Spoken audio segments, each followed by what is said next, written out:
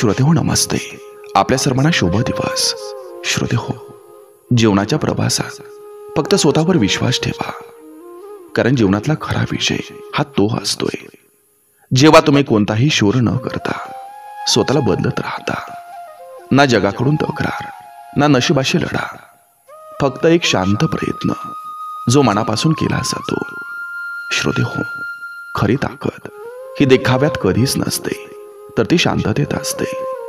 जेव्हा तुम्ही स्वतःशी हे वचन देताना की काही कशी परिस्थिती येऊ मी हार मानणार नाही, आणि तेव्हा श्रोते हो, तुमची नवी सुरुवात होत असते. प्रत्येक दिवस एक नवीन संधी असते स्वतःला अधिक चांगलं बनवण्याची, आपल्या स्वप्नांना खरं करण्याची आणि अशा माणसात घडण्याची ज्यावर तुम्हाला स्वतः अभिमान वाटेल. श्रोते हो, म्हणून जीवनाच्या प्रवासात भीतीच्या पुढे जा, संघर्षाशी मैत्री करा आणि तुमच्या स्वप्नांना उड्डाण द्या. लक्षात ठेवा, जे स्वतःवर विश्वास ठेवतात ना, त्यांचं मार्ग नियती सुद्धा तयार करत असते. म्हणून श्रोते हो, हसत राहा, पुढे चालत राहा, कारण तुमचा वेळ येतोय. बघा, पडतंय का? नक्की विचार करूया. चला, आजही आपल्यासाठी सुंदर विचारांची ही शिदोरी, ही मालिका अशीच पुढे घेऊन आलोय. चला, करूया सुरुवात सुंदर विचारांना, सुंदर सुविचारांना. शांत राहण्यात जे समाधान असतं ते सतत तक्रारीत कधीच मिळत नाही. लोबाडून खाणारा 4 दिवस सुखी असतो आणि कष्ट करणारा कायमस्वरूपी सुखी असतो.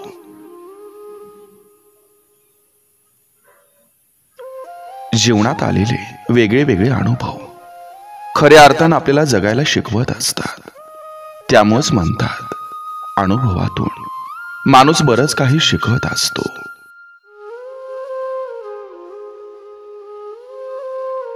संधी ही अपॉइंटमेंट घेत नाही, ते आल्यावर तुम्हाला तयारच राहावं लागतं.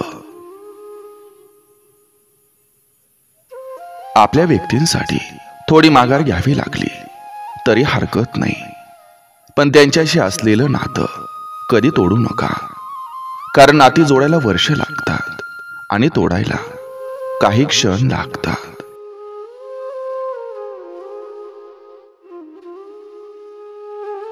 आई बापाला घोटभर पाणी न देणारं पोरगं नेत्याच्या वाढदिवसाला बाटलीभर रक्त देऊन येतं. सगळी नाटकं करता येतात, फक्त पैशाचं नाटक करता येत नाही, आणि ते करू पण नये. नाहीतर कधी ना कधी तोंडावर पडायची वेळ येते, मग तोंड लपवायला सुद्धा जागा नसते.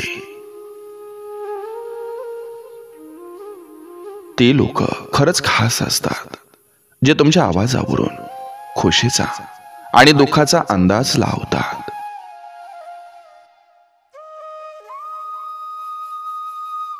कर्म असं करा की लोकांच्या तोंडून आशीर्वाद निघावा, तळतळाट नाही. कारण लोक काय बोलतात यापेक्षा त्यांच्या मनातून तुमच्यासाठी काय निघतं, आशीर्वाद की तळतळाट, याची जास्त किंमत असते. आनंद नशिबात असला पाहिजे. फोटोमध्ये तर सर्वजण हसतच असतात.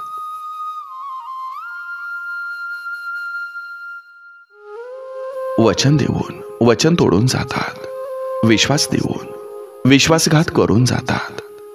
शेवटी सोडणारे सोडून जातात, विसरणारे विसरून जातात. मात्र खऱ्या मनापासून प्रेम करणारे अविरत प्रेम करत राहतात. वेळ सगळं काही शिकवून जाते, माणसासोबत जगायलाही आणि माणसांशिवाय जगायलाही.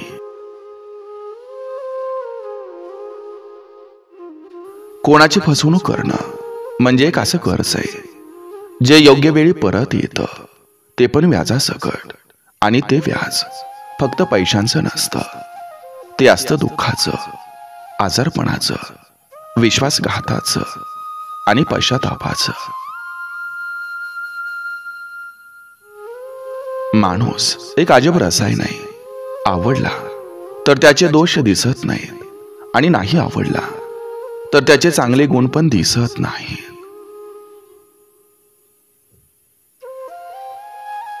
खोटं प्रेम करून कोणाच्या भावनांशी खेळू नका. कधी कधी तुटलेल्या हृदयाचा शाप तुमचे आयुष्य उद्ध्वस्त करतो. म्हणून कोणाच्या प्रामाणिक भावनांशी कधीच खेळू नका.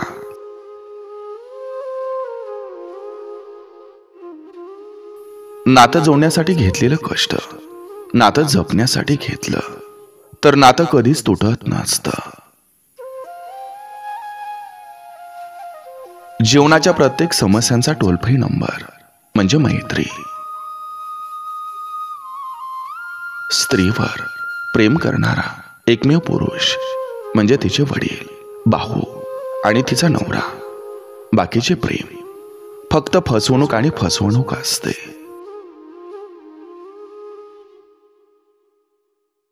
मनापासून बनलेलं नातं कधी संपत नाही. जर ते शब्दामधून हरवलं तर ते डोळ्यात राहतं आणि जर ते डोळ्यामधून हरवलं तर ते आठवणीमध्ये राहतं. सगळ्याच गोष्टी शब्दात सांगता येत नसतात. अपेक्षा असते कोणीतरी समजून घेण्याची. लग्न झाल्यावर मैत्री करावी, पण आपला आणि समोरच्याचा संसार उद्ध्वस्त होईल अशी मैत्री करू नये. स्वतःच्या कष्टाने उभी राहिलेली स्त्री ही कोणत्याही वादळासमोर कधी झुकत नसते.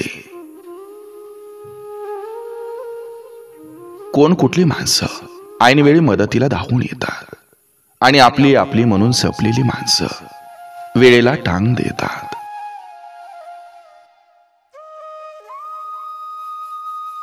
सुसंस्कृत माणसांची संगत आणि यशस्वी लोकांचे मार्गदर्शन आपल्या जीवनात नक्कीच चांगले बदल घडवू शकते.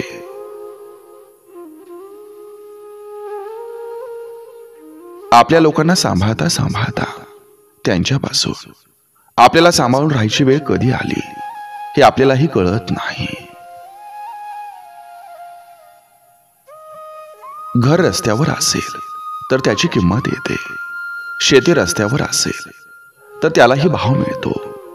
पण माणूस रस्त्यावर आला तर त्याची किंमत संपते. जे साधं असतं ते छान असतं, मग ते जगणं असो किंवा वागणं.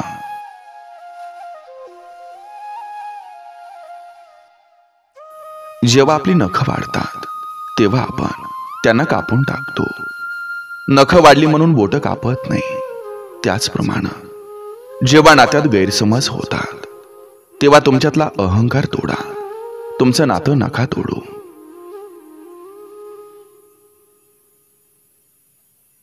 दुनियादारी समजली की माणूस कमी बोलतो आणि स्वतःच्या कामांकडे जास्त लक्ष देतो.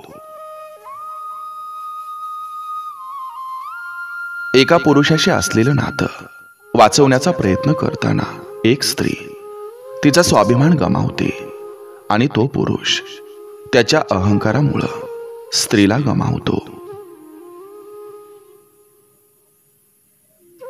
दुसऱ्याच्या अनुभवानं मिळालेली दृष्टी आणि स्वतःला ठेस लागल्यानंतर आलेलं शहाणपण यात जमीन आसमानचा फरक असतो.